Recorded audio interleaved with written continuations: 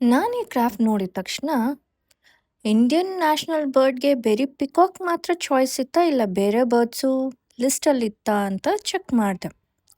It was very interesting. ಅದಕ್ಕೆ share ಮಾಡೋಣ ಅಂತ ಎಲ್ಲ ಸ್ವಲ್ಪ ರಿಸರ್ಚ್ ಮಾಡಿ ನಿಮ್ಮ ಹತ್ರ ಶೇರ್ ಮಾಡ್ತಾ ಇದ್ದೀನಿ. So what all birds were there in the list and ಯಾಕೆ ರಿಜೆಕ್ಟ್ ಆಯ್ತಂತ ಹೇಳ್ತೀನಿ. ಫಸ್ಟ್ ಒಂದು ಬ್ರಾಹ್ಮಿಣಿ ಕೈಟ್. ಇದು ಯಾಕೆ ರಿಜೆಕ್ಟ್ ಆಯ್ತಂದರೆ ಇದು ಪಿಕಾಕ್ ಥರ ಅಟ್ರಾಕ್ಟಿವ್ ಇಲ್ಲ ಅಂತ. ನೆಕ್ಸ್ಟ್ ಬಂದು ಸಾರಸ್ ಕ್ರೇನ್. ಇವ್ರು ಯಾಕೆ ರಿಜೆಕ್ಟ್ ಆದರೂ ಗೊತ್ತಾ? Mainly because they are unfamiliar and culturally mythologically not rooted.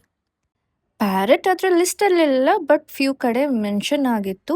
ಯಾಕೆ ರಿಜೆಕ್ಟ್ ಆಯ್ತು ಅಂದರೆ ಇದು ತುಂಬ ದೇಶದಲ್ಲಿದೆ ಅಂತ. Next the most beautiful bird ಸ್ವಾನ್.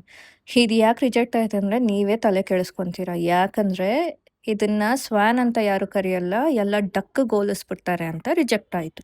The greatest contestant among other birds ಅಂದರೆ the great Indian bustard bird.